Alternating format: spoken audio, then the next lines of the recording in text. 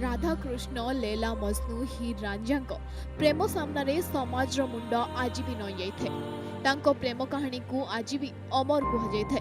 लोक मैंने प्रेम को निज जीवन एक उदाहरण परि मानि थांती। सेमानंको प्रेम को आज भी सम्मान देउथिबा समाज किंतु आज भूली जाइछि सेही प्रेमर भाषा को। प्रथमे प्रेम पुणी प्रतारणा और शेष में निज जीवन देबा परे भी हारी जाइछि प्रेम। प्रेमिक घर आगरे विष पी आत्महत्या करिछि प्रेमिका।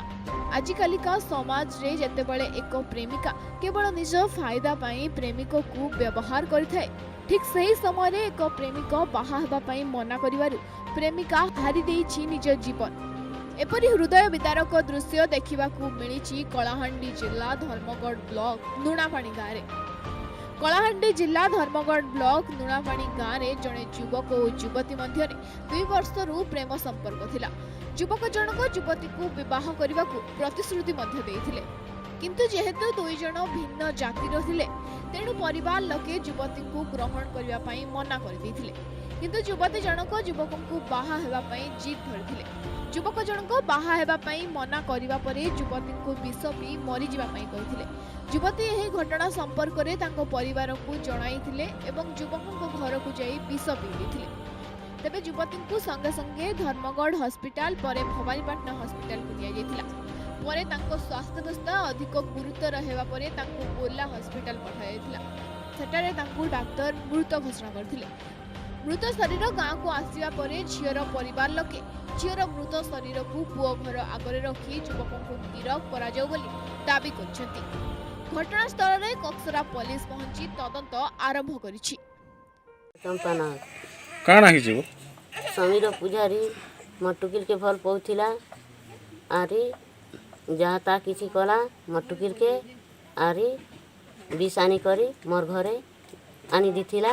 विष खा मरी जा बोली करी से टुकिल बैला के मुई जीवी तो लागनी बैला के मुई नी रखे मुई तो भतरा है ती तो गोरे ने बोली करी तार माँ बुआ कहले के एंता बैला के मटुकिल के विष आनी देला के खा आर तुई मरी जा बोली कर कहला के जे मटुकिल देखो माँ देखो बुआ तार घर विष आनी दीच मुई जीवी आर ताकर घर खेबी बैला आर मटुकिल जी करी विष के खेई दीचे।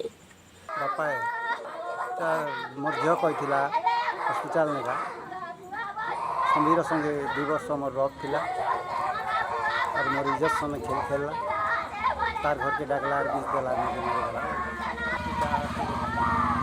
मासे ही बोला मैं 22 तारीख की गोला मासर 22 तारीख की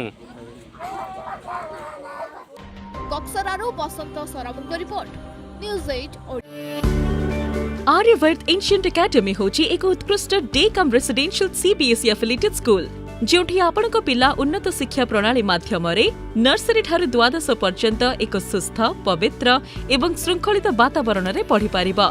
एथि सहित एकादश और द्वादश श्रेणी निमंते साइंस कॉमर्स एंड ह्यूमैनिटीज रो इंटीग्रेटेड कोचिंग सहित हॉस्टल रो सुविधा मध्य एठारे उपलब्ध। तेबे आज ही आसंतु आर्यवर्त एंशिएंट एकेडमी खोर्धा।